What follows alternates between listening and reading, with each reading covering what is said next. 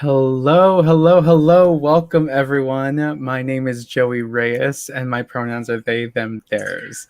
I am the executive assistant and one of the line producers at Long Wharf Theater, which stands on the unceded territory of the Poguesett, Quinnipiac, and Wappinger peoples. As we begin today, we acknowledge that Indigenous peoples and nations have for generations stewarded the lands and waterways of what we now call the state of Connecticut.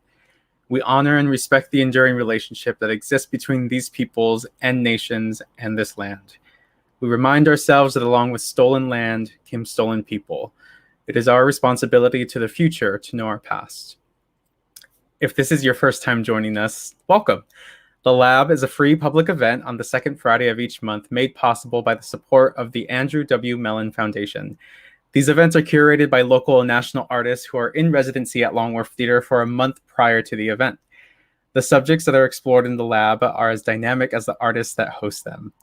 This month, our resident artists are, according to the New York Times, Bed-Stuy's favorite creative couple, the Illustrious Blacks. Please use the chat in joining me to join me in welcoming them onto your screens and expressing your joy throughout the program. Let me bring them in here. Yay! Wow. Thank you for that introduction. Thank you so much, Joy. Yeah. It's an honor to be here. It's a pleasure to be here. It's a pleasure to be anywhere. It is a pleasure to be anywhere. So, my name is Manchildblack.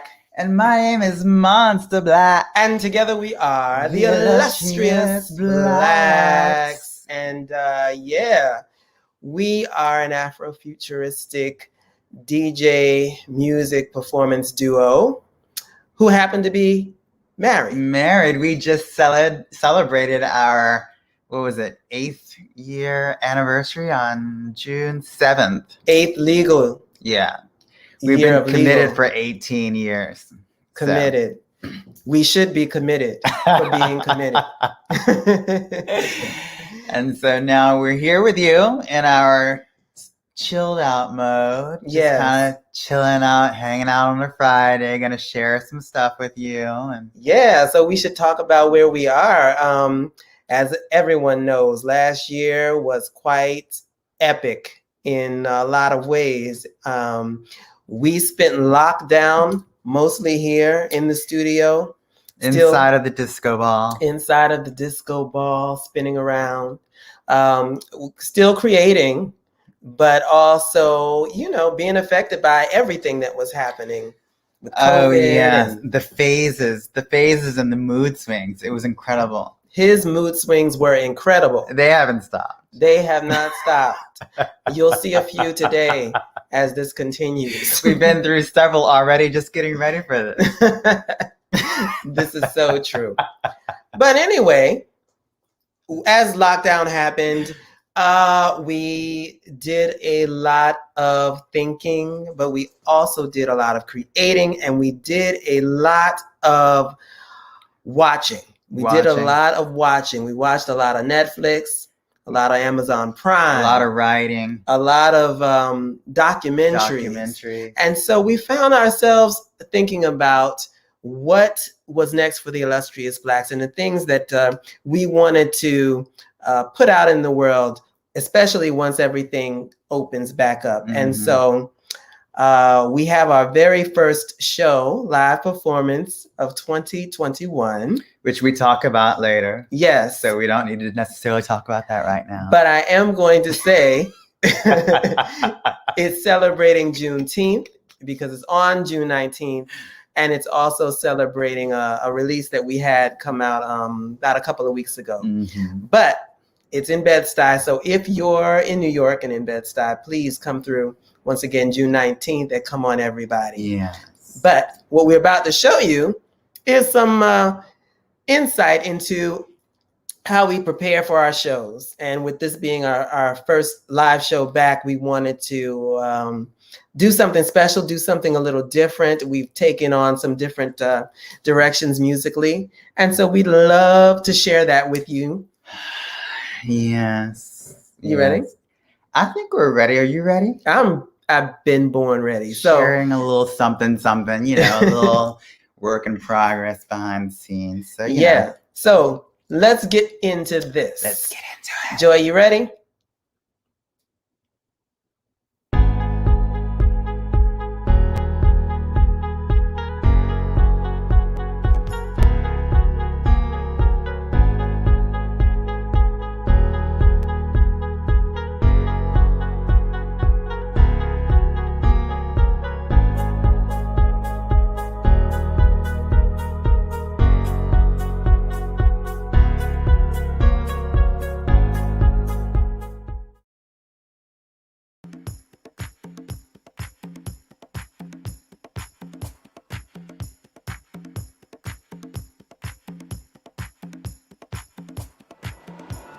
All right, what's up, y'all?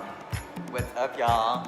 This is Manchildblack, Black, And my name is Monstah. and together we are the Illustrious Blacks, and we're bringing you into our photo shoot today. Ooh. We're shooting with a good friend of ours, Gregory Kramer. Yes, it's been so long, right? I know, we haven't seen him since, way before pre-quarantine. So Yeah. we shot with him before, and we love his work, and we have such a good relationship and dynamic. So we're working with him again for Beyond the Stardust, which is our forthcoming EP. And and we're doing a shot for the cover of the EP as well as just some press stuff. So we'll share a little bit with you because, we don't want to give it all away, right, Monstah? No, not all of it. No, we want to surprise you, leave you wanting more. All right, so let's get set up and let's get this done. Yes, we are here today We are. to discuss and reflect upon what's getting ready to go down for us. Yes, sleeping and eating. Sleeping and eating. So we are about to perform our first live show of 2021. Yay! We are very excited. It's at a spot that we consider home. It's Come On Everybody. It's in Bed-Stuy, Brooklyn.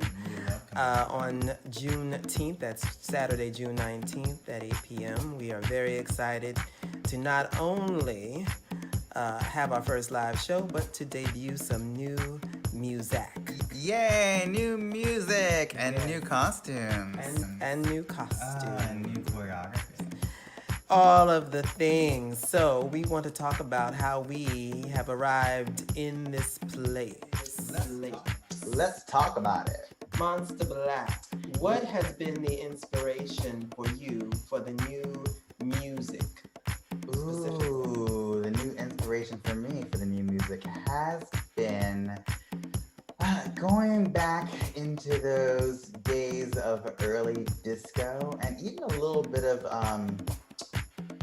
new wave as well. I feel like has been a major inspiration. But yeah, disco is playing a huge part this time around. How about you, man? Well, during the lockdown, we must tell people that we watched so much Netflix, Amazon Prime, YouTube. But one of the things we came across, I think was on YouTube, was a couple of documentaries around disco.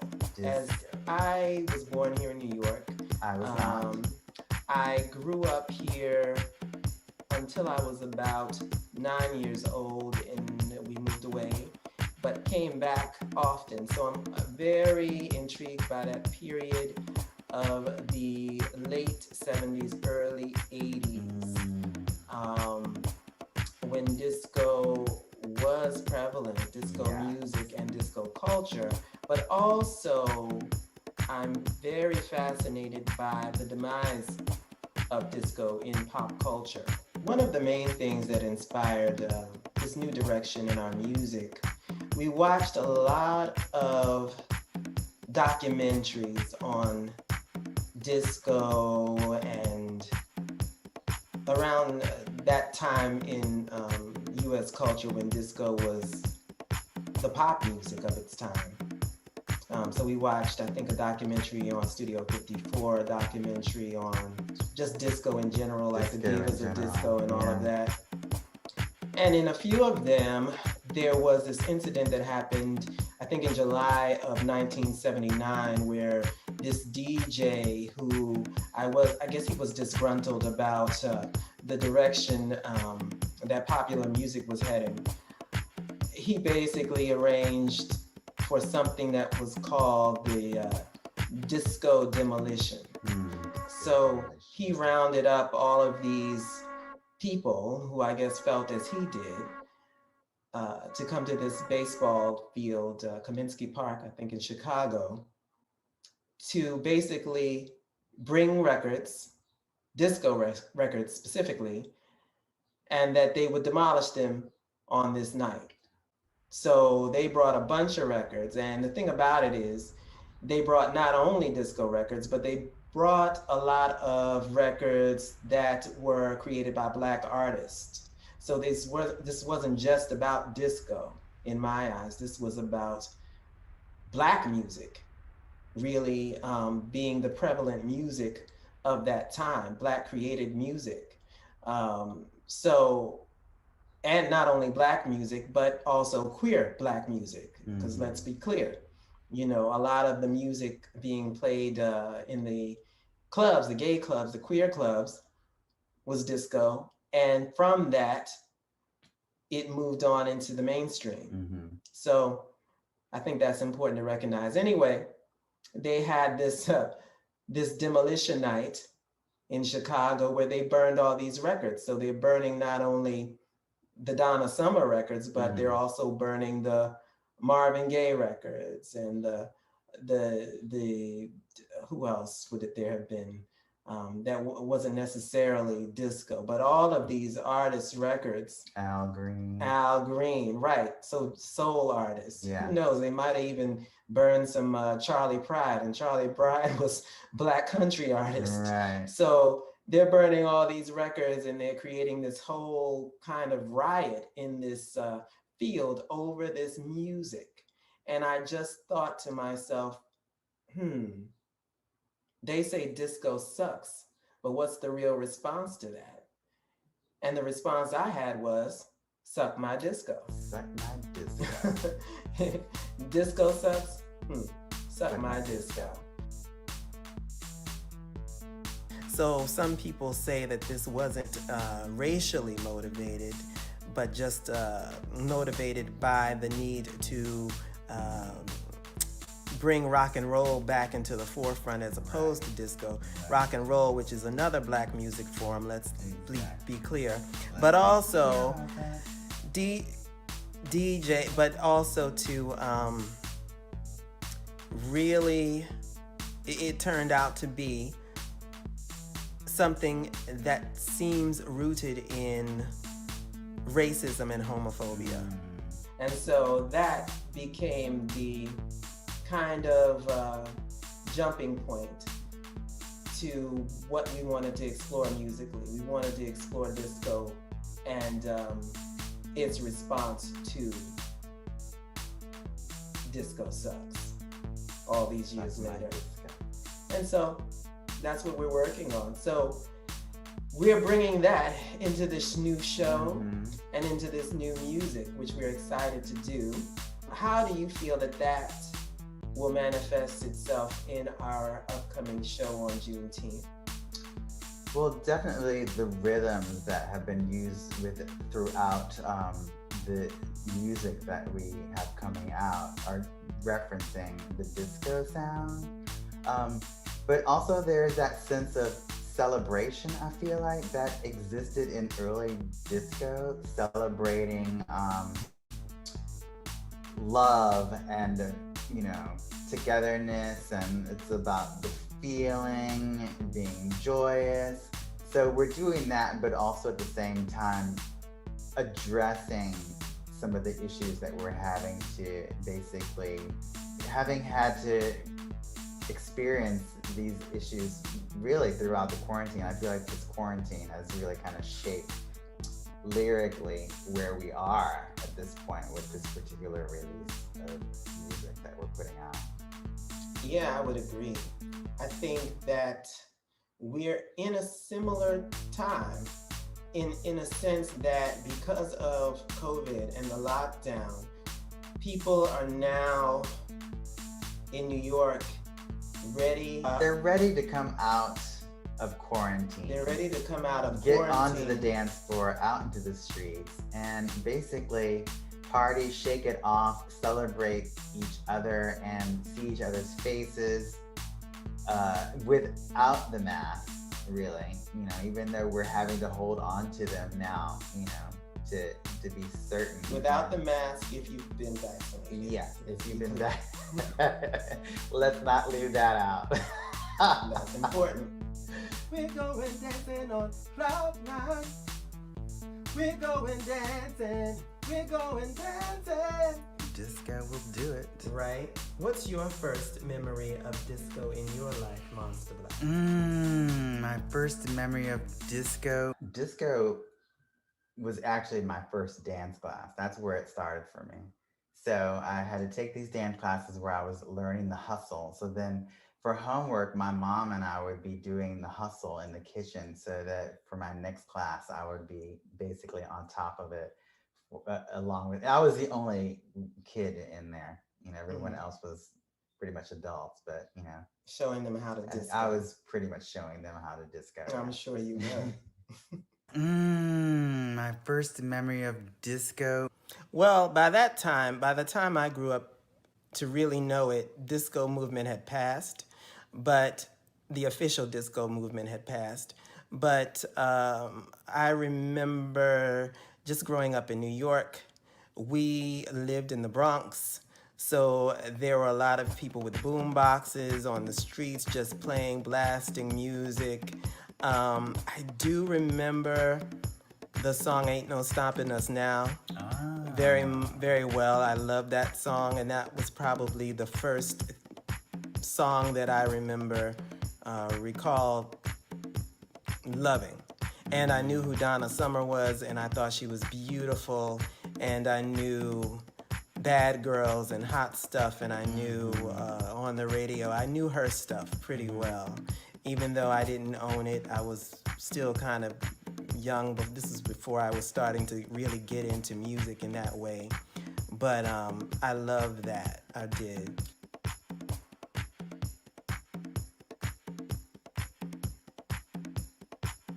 I feel like being locked in has really shown us how much we really do need each other, humanity, together on this planet. Because let's face it, this has been global. You know, we're not only living in the times of COVID, but we're living in a time of a racial reckoning here. And yes. with that, with all the mass shootings that have been happening here in the US, with the movement to stop Asian hate, with the murders of our Black trans women, all of these things that are happening and they're compounded upon each other, there is still a need to find joy. There's still a need to find some sense of, like you said, release, because all of these things are so very heavy. We still have to find the joy in living our everyday life. Mm-hmm. And so I think with what we're going to do on Juneteenth, which we're so happy to do this on that date, which is another celebration of liberation, hopefully all of this will be conveyed in the show that we're putting together now. Yeah. And it's going to be a mix of some old stuff, but like we said, some new stuff. And one of the new songs that I think will be released in July is a song called Cloud 9. Yes. Cloud 9 speaks to that space of nirvana. You know, that utopia that we all crave. And nothing like Cloud 9. And that we can actually create here on Earth if we were really, really willing to do the work. Mm-hmm. And so we'd like to share you a bit of Cloud Nine.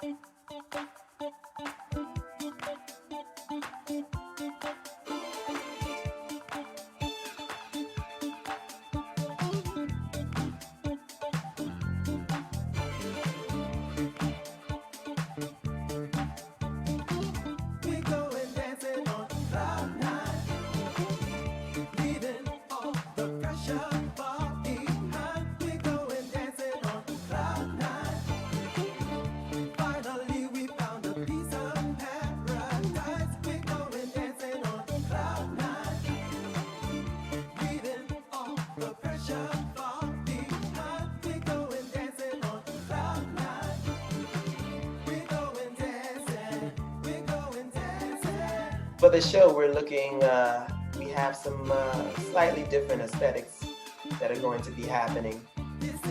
Yes. Yeah, slightly different, but very kin to what we've done in the past. How were you inspired to put those together? Futurism, riding on the vibes. This stage of futurism is launching us into our next phase because of the sound that we've been working on in terms of disco. The look is inspired more at this time as well by disco. There is a nod to the disco dance floor. In this time, we're exploring more retrofuturism instead of Afrofuturism, which is what we've done in the past more so. This time around, we're definitely taking a nod from people of that era like Sylvester, Grace Jones, David Bowie. Even though he's not necessarily considered a disco artist, he definitely dabbled in funk. Right. And so did Parliament Funkadelic.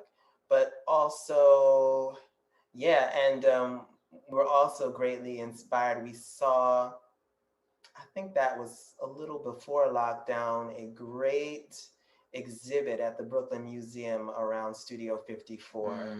And I remember we took some awesome pictures. Yeah, photos from that exhibit. Not only the celebrities that were there, that had been there, but also the dancers and the staff and how everyone looked. And so I think a lot of this has informed the shoot we did with Gregory Kramer. Yes, it did. Gregory informed that. Is a wonderful photographer that we worked with once before, and some of our favorite photographs of us have come from Gregory, and he has an awesome book called Downtown, which features a lot of New York's downtown celebrities, performance artists, and we were honored to be included in that work. But actually, we should show them a little clip of behind the scenes of our photo shoot. Oh, yes, behind the scenes of the photo shoot. Yes, with Gregory Kramer. All right, y'all, we're in our first looks. We don't want to show you the entire thing, but just a little taste up beyond the stardust. Okay, hold on. Go ahead. Love Sylvester. Was Divine Disco? She was disco, right? She did a little, club she disco. did a little disco stuff, yeah. Evelyn Champagne King. Oh, she's amazing, amazing. Who used to be did she sweep floors? Is that how she was discovered? I had no idea. Yeah, I think she was sweeping floors at a record. Oh, God. Dream big, people. Dream big. Dream big. What's your favorite Sylvester song?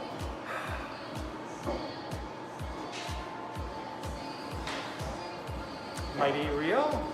Yeah. I would say it was probably my favorite. So, we're excited for this show, but I have to ask you, Monstah Black, what is your favorite disco record? It's a toss-up between Donna Summer and Diana Ross. For Donna Summer, I Feel Love and Sunset People, Okay. but I also love Spring Affair. You just love her whole catalog. That's basically it. And then, I mean, I'll just leave it at that because I won't go into Diana Ross. But I'll go into Diana Ross. I agree with you on I Feel Love. That is probably my top of the more known disco songs as opposed to the obscure ones. Right. But I also am tied with that. Tied with that would be, there's like a three-way tie, to be correct. Tied with that would be Love Hangover from Diana Ross, and You Make Me Feel Mighty Real by Sylvester. You know, Love Hangover gets me every time, no matter what kind of mood I'm in. I think that in general, I lean towards, I like sexy disco. Sexy disco. More so than celebratory disco. Yeah, sexy disco is what gets me. Well, that's the thing about the magic of disco, is that there's so many different types. Yeah. There's the sleazy kind. I love a sleazy disco song. There's the poppy kind. There's the more soulful R&B side of it. There's the Latin side of it. There's the jazzy side of it. It's sleazy or Latin. Yeah. Will have me like writhing on the dance floor, like writhing on the dance, like writhing.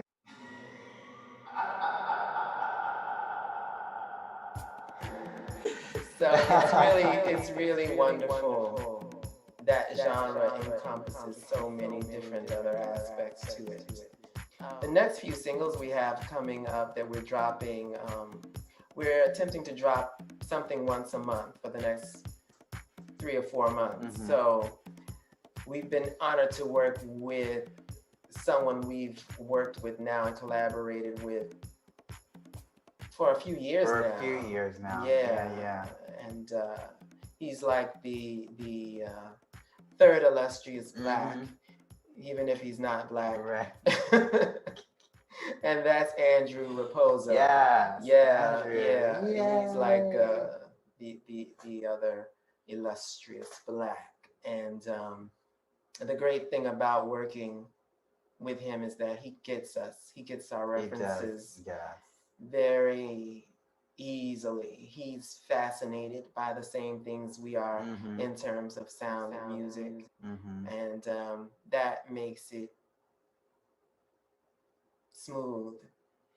Yeah, it makes it easy to work, actually, Right. And we're honored that he'll be playing with us that night on Juneteenth at our show. So that's always nice, because then it really becomes a family affair. And it's going to be, what have you missed about performing live, Monstah? I miss the people, family, friends, and fans, and being able to hug people and getting to meet new people and dancing with them on the dance floor, and smiling and being happy, listening to the amazing sounds coming, out of the speakers. And I miss being able to travel too. And being able to connect with the international audiences and festivals. Yes. Festivals are so much fun, and we can't wait to be able to travel. It's coming. Get ready. Eating vitamins. Only vitamins. Vitamins for breakfast, vitamins for lunch, vitamins for dinner. That's it. Nothing but a vitamin and some water. That's right. One of the things that we do in our live shows, particularly our international shows, is that we frame performances around a DJ set so that they're not just a DJ set. So when you come to see us live, it's not like we're just up there behind the booth playing music. It's not like that. It's the full experience where we include our live vocals, spoken word, choreography, dance, fashion, and costumes into the sets. Movement.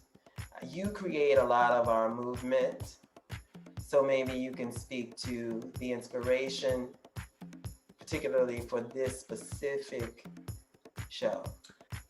for this specific show, the idea of movement, it varies throughout the show based on what song is happening. But I think in general, what I would like to speak on is the idea of, yes, there are choruses of songs that have specific choreography that we do in unison, but those moments that tend to pull themselves away from the choreographed in unison moments that are relying more on, I guess, what would be considered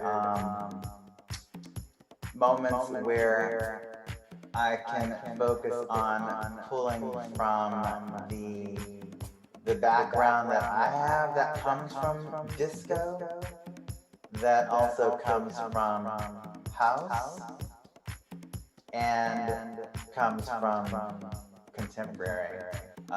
All of those tend to feed into the moments that act as a bridge towards the next section that we go into where we're singing songs.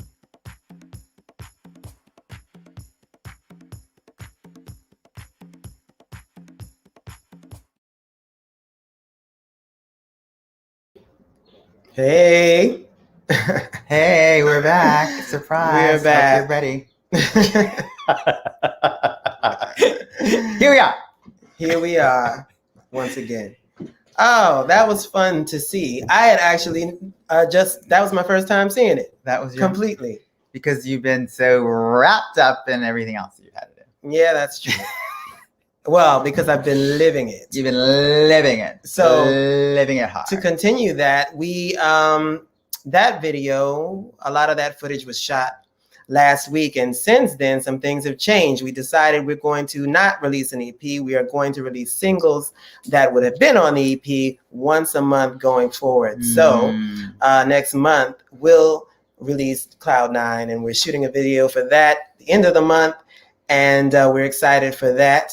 That's one thing. It's funny how life happens. You know, you think you can like totally gain complete control and like plan everything to the T, but you know, then other things happen, and you just kind of have to be able to be fluid with it, you know? I think that's part of being an artist. That's part of being an artist. Is being fluid. Being fluid. And the other thing is, we have the show coming up at Come On Everybody. We've entered rehearsals for those, and we're very excited to do the full thing in front of actual people. Yay, people breathing, sweating, dancing. Yes, and things have gotten so much better here now. At first it was going to be a seated show, but now we can dance together. So wear your dancing shoes. That's right, wear your dancing shoes.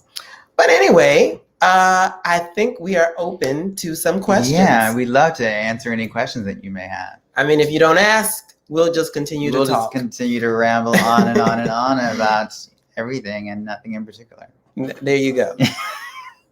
But so yes, if you want to ask a question, just mention it in the comment and we'll see it and we'll answer your question. But anyway, we started these rehearsals, going really well so far. You know, I was watching the video and it made me think about how, you know, we both talked a little bit about our first experience getting up to the disco, but it also really made me think about what led me even to that point, you know, going back to like Stevie Wonder and the Jackson 5 and like James Brown and all those things that were wrapped up in. And I'm sure, and I'm not the only one, you know, like getting to that point of disco, all of those things were also wrapped up in that, you know, and so that popped into my mind. That's well, you all. also had you had an older sister, so you had that going in the sense that she was listening to a lot of that stuff. My cousins, and you were able to absorb it at a younger age. Mm-hmm. You know, so you had that going. Whereas my parents were listening. I didn't have any siblings, so my parents were listening to music from the 60s, really, like the older Motown stuff and the we have that too. Yeah, so I was getting all of that stuff. Just a life surrounded with music, basically. We're both thankful for that. Thankful for it, yes. Yeah. But what was I going? I was going to say more about in preparation for this show and it being Pride. It's so amazing to see New York now come alive again. In this month in particular. Yeah, it's amazing. Amazing is one of the words. I think you have another word you're thinking of, and what is that word? Well, it's amazing to see everyone come out and everything, but and other people have mentioned this as well, there's also a little bit of anxiety within all of it too, because we're all like, yes, let's get out there. But I know that it takes some practice getting out there. Wasn't there a question that just popped in? Oh, when you are making new music, what comes first, the lyrics or the beats? Now, this is a good question. It's a good question. I personally feel like now we've moved into a stage where it happens both ways all the time. It's like back and forth. We went through a period, feel like it's bi. Yeah. We went through a period where it was lyrically driven, but now it feels like it's pretty balanced, particularly with this movement of songs, this series, like for the EP, like it's definitely gone back and forth with us also creating beats to create over. So I can no longer say that it's one or the other. It's definitely both. A lot of time, it seemed like the latest thing we've been doing in creating songs is I've been using my phone a lot. You have been. I've been using, what is it, GarageBand on my phone, just creating like simple beats and maybe some chords, and then I'll send that to you and you'll hear it, and we'll come up with a little bit of melodies. We'll come up with some melodies around those, and then we'll send those melodies and those beat ideas and chords to the producer we work with, Andrew, and then he kind of takes them and runs with it, and we'll continue to develop the song that way. So I think that's how Cloud 9 came about, right? I think, I had some beats in your phone. Yeah. I have to be honest that like since you started doing that again, I've actually started listening to my GarageBand on my phone more too. I used to do it before and then I stopped it, but then like honestly, the sounds are in the GarageBand on the phone are so much fun to listen to when you're like just kind of like on the train or whatever. It's like the perfect little device to be able to like come up with like patterns to be able to build over. So thank you for reintroducing me to that idea. Oh, you're welcome. It's good to and that's the great thing is you can create these beats anywhere, like you said, on the train, wherever, and that can just be the jumping point for a full song. Full on. Yeah. And then with that, we are, as we kind of mentioned, we're shooting a video for that song Cloud 9 at the end of the month. Actually, on Pride Day. On Pride Day. Yeah, shout out to the Red Project NYC. Yeah. We love them. Hopefully that'll also be ready in July and we can debut it around the time of the single. Yeah. And God, we're so grateful for all the creative energy that kind of maintained throughout the quarantine, because that kind of really kept us going. I'm so thankful for all of the different collaborations and stuff that kind of like sprouted in the midst of the lockdown. I want to give a shout out to Stephen Petronio Dance Company, because that also brought like a whole new slew of like new creativity for me into the mix while in lockdown. So yeah, because he was asked to do music for Stephen Petronio. So for those of you who don't know. Creative times, and now we're getting back out into the world and getting rid of the anxiety, and we're slowly removing our masks. Yes, thank God. Oh my gosh, I couldn't see your beautiful faces out there. But and we're looking forward to being able to travel and tour again in the fall. Fingers crossed everything still works out, and with being able to do that, because we definitely missed that. Yeah. Oh, is that another question that just came in? I love how unified you both are creatively. Where do you strike the balance between your personal aesthetics? Now, this is a great question. And something Where do we find the balance? we're still finding it, Cheyenne. We are still Somewhere finding amidst it. the chaos. Literally, before we came on today, it took about a good hour to just figure out what we wanted to look like.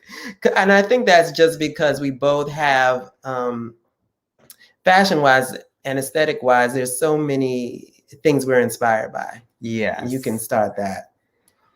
Wow, the things that I'm inspired by fashion-wise, Aesthetically, aesthetically, I feel like I have, well, it shifted because we've definitely shifted into a new phase. So, but my automatic go-tos in terms of like things that I'm inspired by, I would say I gravitate towards designs created by Alexander McQueen, Jean-Paul Gaultier, Vivienne Westwood, Mugler, Marc Jacobs, all of the those a lot of the current high fashion designers I'm super inspired by, but I also have a tendency to lean towards things that feel a little bit more hippy dippy, kind of beach hippie, where I don't want to put shoes on and I just want to wear hip huggers hanging down to my pubic hairs with no shirt and lots of jewelry and a head wrap. Yeah, a lot of information here. Our first EP, I think, kind of summed it up. Our first EP was titled Neo-Afro-Futuristic Psychedelic Surrealistic Hippie. And I think that also describes the a bit of the aesthetic, because we're so into so many things. And so once again, with this new work and this new show coming, we wanted to explore some different things. So you have to come and check us out and see what we're up to. We just got another question from Joey. Another question. Yes. If you could perform with any artist, dead or alive, who would it be and why? I know. Oh, you know. There's two artists that I would want to perform with. I think I know one of them. I'm curious to hear. I would love to. Oh, actually, there are a lot of artists I would like to perform with, but I'll go with the first two that pop into my head. Okay. The first one would be Prince. I knew it. I would love to perform with Prince. You almost performed with him, though. You kind of did. Well, you should tell them. So I went to the show in DC. I guess that might have been. Don't date it. I don't need to say what tour it was. I was at the show, and then I was also at the after party where he ended up doing a video shoot, and my best friend was actually you can see her silhouette in the video. But you stood next to him. Shout out to Rita Jean Kelly Burns. Yeah, I stood next to him, and I was wearing 10-inch platforms, and he was not. So I was, first of all, fanning out, but I was also a little taken aback that I was towering over him. So that was weird. And I'm super shy. And so, no, I am super shy. And so that was definitely during a period of time where all I could do was just stand there and take deep breaths and focus on my Zen sensibility. But you didn't say anything to him? I didn't. Okay. I did not. Now I wish I had. Yeah. If I could go back in time and change something, that would be one of the things. The other person I would like to perform live with would be Pete Burns. Wow. And you should tell them, for anyone who doesn't know who Pete Burns is. Pete Burns was the lead singer of Dead or Alive. Right. You spin me right round, baby, right round. Yeah. Yes. Very androgynous. Very androgynous. And he passed a few years back. Yeah. He's also a Leo. And so even after he stopped performing that song so much, I was kind of one of those people that would go on YouTube and follow all the documentaries and just I kind of just sat fascinated with all of his complete transformations and all of the stuff that he went through. Just kept my eye on what they were doing. And so Yeah, he has a place in my heart, actually. I think for me, They have a place in my heart. yeah, and those are great choices. Well, one, and I'm still hoping and praying it will happen, is Grace Jones. I would love Grace Jones. for us both to be on stage with Yes. her and to do some pull up to the bumper, some nipple to the bottle. Warm leatherette. some I want to do warm leatherette. leatherette with her. Yes, I think Sitting that out there into the universe. yes, because she's still Yes. alive and with us and still performing. Sending her that vibration. So that's my person, really. There's no one else really. Everyone else I'd be kind of afraid of performing with in a lot of ways. But that would do it. I think there's another question. Oh, and thank you for buying the ticket. Can you see it? Did it disappear? No, wait, where'd it go? This is live. This is live, y'all. Are there any musicals you were inspired by? I might have skipped a question. Oh, I did. Well, let's go there and then we'll go back. Okay. Are there any musicals you're inspired by? I think I know your answer, but let's see if it's what I think it is. Well, the first thing that popped into my head was Fame. Oh, that's not what I thought it. Well, that's it's mine. because we've been watching it so much. That's it's because not what that I was like a gonna quarantine favorite. Now, be clear.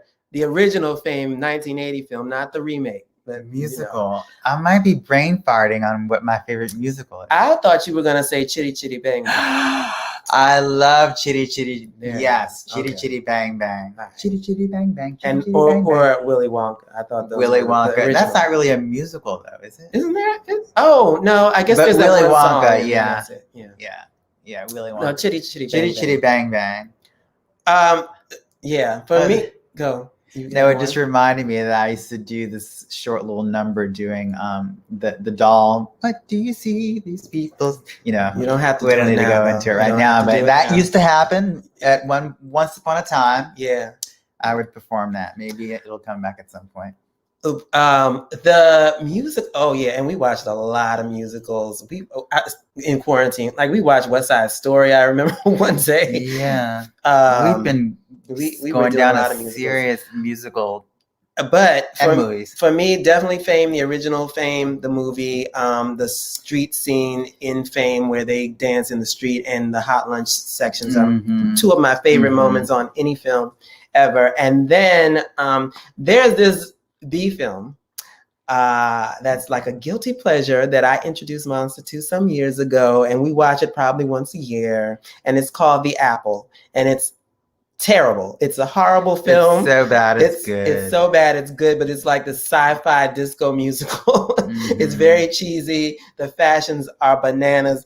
But if you get to see it, you know, just want a crazy night of just tuning out, check out The Apple. It was made in 1980, and you can find it online. You know what the quarantine did to me, though? What did it do?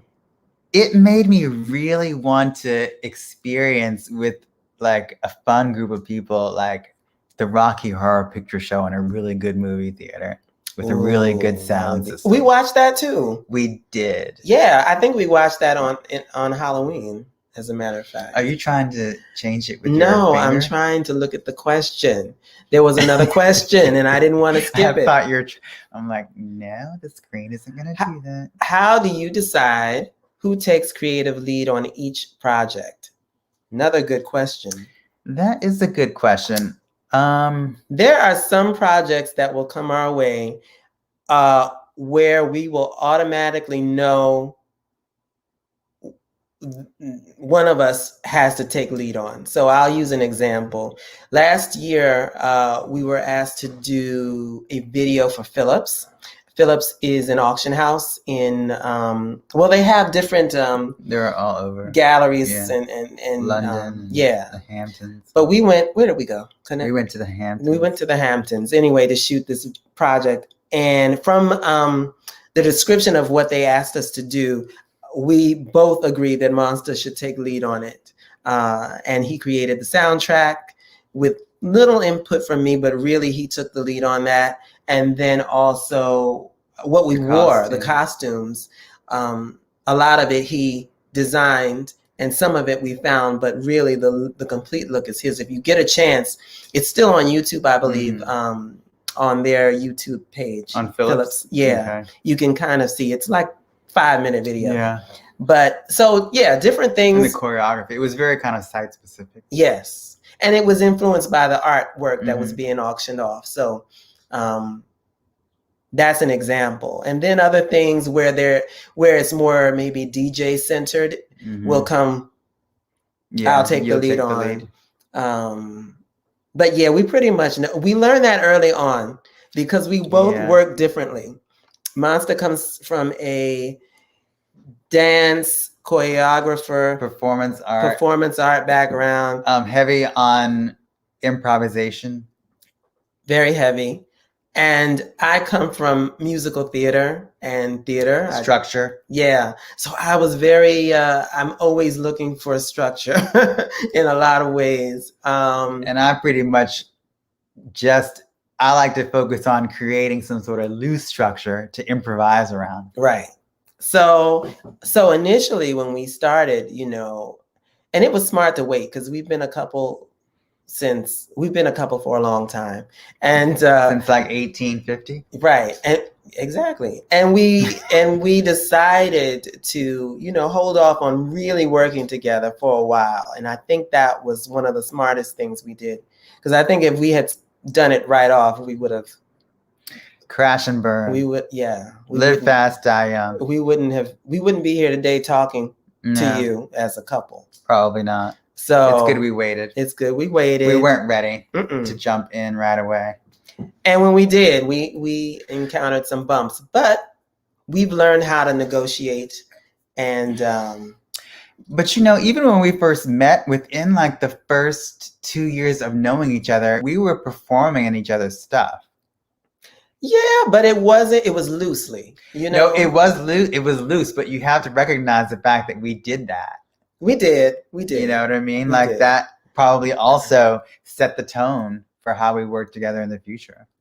Is because we were willing to say, oh, sure, I'll perform your thing, and then give the other the idea of what it should be like, and then let them go with it. Yeah. You know what I mean? But it's gotten a lot smoother since the beginning. Over the years. And it would have to. The behind the scenes has gotten smoother.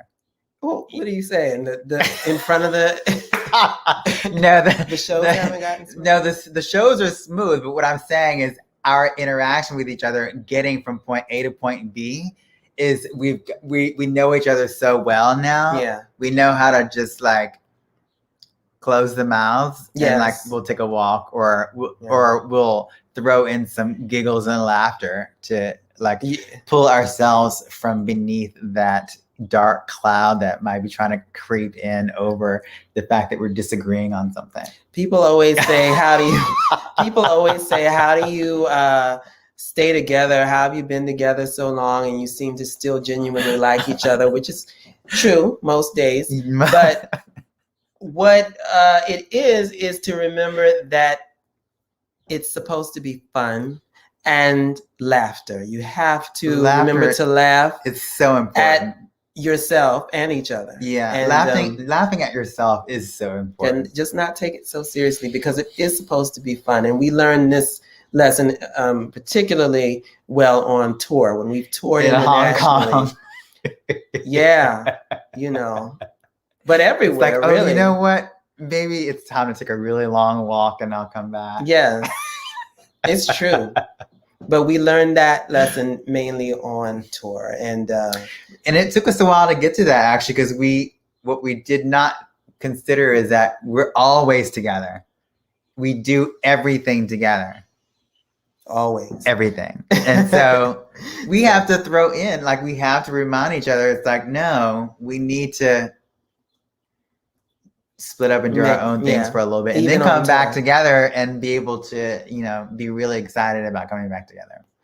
So, but that's that, and but thankfully we're in a better place now, and to be honest, the creation of this show for Come On Everybody on June 19th, things have been going really smoothly, and like I said, we're really excited to share the new show, and come out and say hello. Make sure you come up to us and Yeah, please. We love that. So, what else? I think that's it. Unless you have more questions.